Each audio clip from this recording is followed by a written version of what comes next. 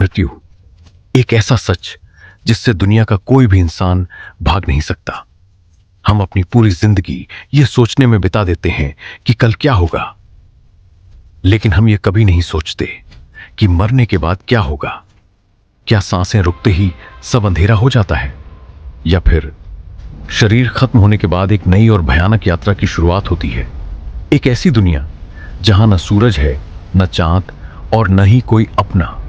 सनातन धर्म के सबसे रहस्यमयी ग्रंथ गरुड़ पुराण में भगवान विष्णु ने खुद बताया है कि मृत्यु के बाद आत्मा कहां जाती है।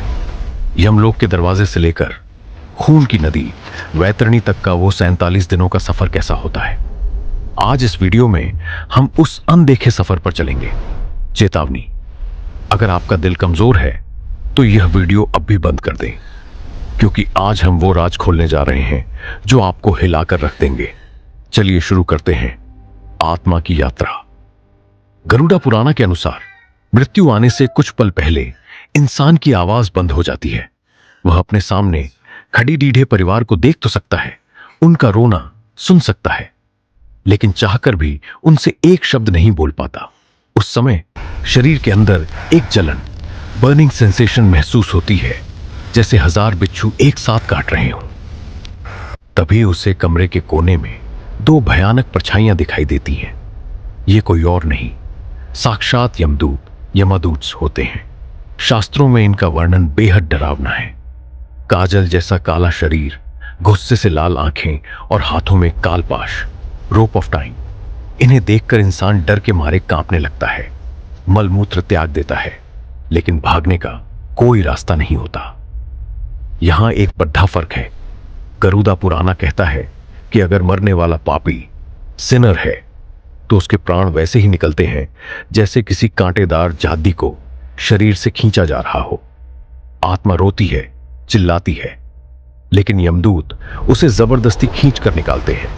वहीं जिसने जीवन में पुण्य गुण कर्म किए हैं, उसके प्राण उतनी ही आसानी से निकलते हैं जैसे पके हुए फल का पेड़ से गिरना। शरीर से बाहर आते ही आत्मा का आकार सिर्फ अंगूठे थंब के बराबर रह जाता है। इसे अंगुष्ठ मात्र जीव कहते हैं। यमदूत तुरंत उस जीवात्मा को पाश में बांध लेते हैं। वह आत्मा अपने ही मृत शरीर को देखती है, अपने रोते हुए बच्चों को देखती है और वापस उस शरीर में घुसने की कोशिश करती है, लेकिन यमदूत उसे ऐसा करने नहीं देते। जब परिवार वाले शव को शमशान ले जाते हैं तो आत्मा भी उनके पीछे पीछे चलती है। वह चिल्लाती है, मैं यहां हूं, मुझे कहां ले जा रहे हो? लेकिन कोई उसकी आवाज नहीं सुनता। वह देखती है कि जिस शरीर को उसने पूरी जिंदगी संवारा, आज उसे लकड़ियों पर लिटाकर जलाया जा रहा है। जैसे ही चिता को आग दी जाती है, आत्मा को एक झटका लगता है। गरुड़ पुराण के अनुसार अगर मोह, अटैचमेंट ज्यादा हो तो आत्मा को भी उस आग की तपन महसूस होती है। जब शरीर राख बन जाता है तो आत्मा के पास वापस लौटने के लिए कोई घर, बॉडी नहीं बचता। अब वो पूरी तरह बेघर हो चुकी है। लेकिन कहानी यहां खत्म नहीं होती। दाह संस्कार के बाद यमदूत आत्मा को छोड़ा देते हैं। आत्मा तुरंत दौड़कर अपने घर वापस आती है। अगले 10 से 12 दिनों तक वो अपने ही घर के कोनों में, दरवाजों पर और छत पर भटकती रहती है।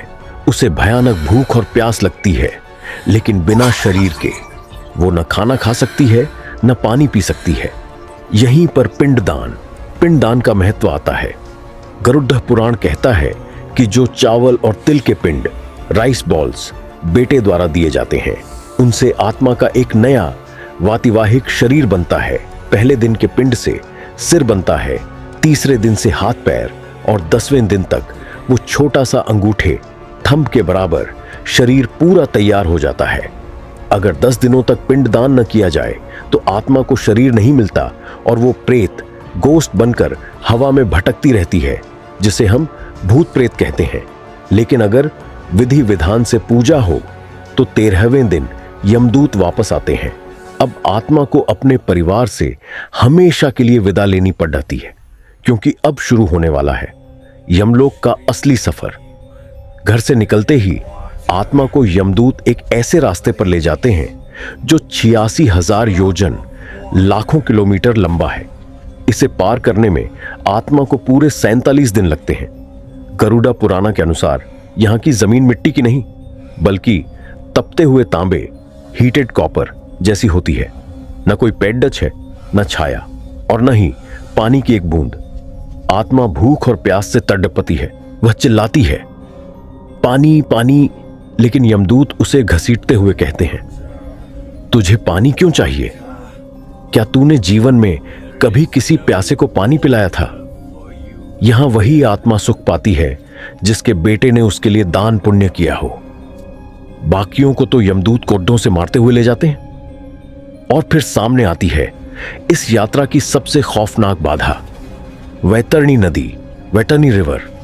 यह नदी पानी से नहीं बहती, इसमें खून, ब्लड, मवाद, पीयूएस और सड़े हुए मांस का कीचड़ डीएच है। इसकी बदबू इतनी भयानक होती है कि आत्मा दूर से ही बेहोश होकर गिर पड़ती है। नदी में लोहे जैसी चोंच वाले गिद्ध, वल्चर्स और मगरमच्छ होते हैं जो पापियों को नोच नोच कर खाते हैं। लेकिन दोस्तों, यहां एक चमत्कार भी होता है। गरुड़ा पुराना में भगवान विष्णु कहते हैं, जिस मनुष्य ने अपने जीवन काल में या जिसकी मृत्यु के बाद उसके परिवार ने गौदान, काउ डोनेशन किया हो, उसके लिए यह नदी आसान हो जाती है। वहां एक दिव्य गाय प्रकट होती है और वो पुण्य आत्मा उस गाय की पूंछ पकड़ देकर बिना खून में पैर रखे इस भयानक नदी को पार कर लेती है। 47 दिनों की उस भयानक यात्रा और वैतरणी नदी को पार करने के बाद आत्मा आखिरकार पहुंचती है संयमनीपुरी, द सिटी ऑफ जस्टिस। यह मृत्यु के देवता धर्मराज यम का साम्राज्य है। यहां के दरवाजे इतने विशाल हैं कि इंसान की रूह कांप जाए। अब आत्मा को अंदर ले जाया जाता है जहां उसका अंतिम फैसला होने वाला है। यमराज के सिंहासन के पास बैठते हैं भगवान चित्रगुप्ता। उनके पास एक दिव्य किताब है, अग्रसंधानी। इस किताब में कोई गलती नहीं होती। आपने बचपन में कौन सा झूठ बोला, जवानी में किस गरीब को सताया, या अंधेरे में कौन सा पाप किया जिसे दुनिया से छिपा लिया, यहां सब कुछ दर्ज है। चित्रगुप्त जी आत्मा के पाप और पुण्य को तराजू, स्केल्स पर तौलते हैं। अगर पुण्य का पलड़ा भारी हुआ तो आत्मा को स्वर्ग, हेवन भेजा जाता है, जहां अप्सराएं और अमृत उसका स्वागत करते हैं। लेकिन अगर पाप का पलड़ा भारी हुआ तो यमराज का रौद्र रूप, एंग्री फॉर्म सामने आता है। गरुड़ पुराण में 28 प्रकार के भयानक नरकों का वर्णन है, जैसे कि कुंभिपाक, कुंभिपकम, जहां पापियों को उबलते हुए तेल की कढ़ाई में वैसे ही तला जाता है जैसे हलवाई पूरी तलते हैं, या फिर असिपत्र वन, जहां पेड़ों के पत्ते तलवार की धार जैसे होते हैं और आत्मा को उस जंगल में दौड़ाया जाता है। सजा तब तक मिलती है जब तक पापों का हिसाब बराबर नहीं हो जाता। दोस्तों, गरुड़ा पुराना के अनुसार न तो स्वर्ग हमेशा के लिए है और न ही नर्क। जब आत्मा अपने पापों की सजा भुगत लेती है या पुण्यों का फल भोग लेती है तो उसे वापस धरती, अर्थ पर जन्म लेना पड़ बचता है। यही जीवन और मृत्यु का चक्र, सर्कल ऑफ लाइफ है, जो तब तक चलता रहता है जब तक आत्मा को मोक्ष नहीं मिल जाता। इस पूरी यात्रा का सार, मॉरल बस इतना है, हम पूरी जिंदगी जिस पैसे, रुतबे और मकान के पीछे भागते हैं वो सब यहीं धरा रह जाएगा। अंत में उस 47 दिनों के सफर में आपके पास सिर्फ वही करेंसी चलेगी जो आपने किसी की मदद करके कमाई है। इसलिए किसी का दिल दुखाने से पहले उस अकेलेपन को जरूर याद कर लेना। गरुड़ पुराण की यह जानकारी आपको डराने के लिए नहीं बल्कि जगाने, वेकअप के लिए थी। क्या आप मानते हैं कि कर्मा लौटकर वापस आता है?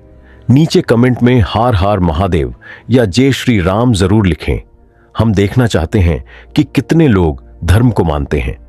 अगर आप जानना चाहते हैं कि यमलोक में कुंभिपाक और रौरव जैसे 28 भयानक नरक कौन से हैं और वहां किस पाप की क्या सजा मिलती है, तो अभी सब्सक्राइब करें पौराणिक फाइल्स को और बेल आइकॉन दबाएं। मिलते हैं अगले वीडियो में, तब तक के लिए राम राम।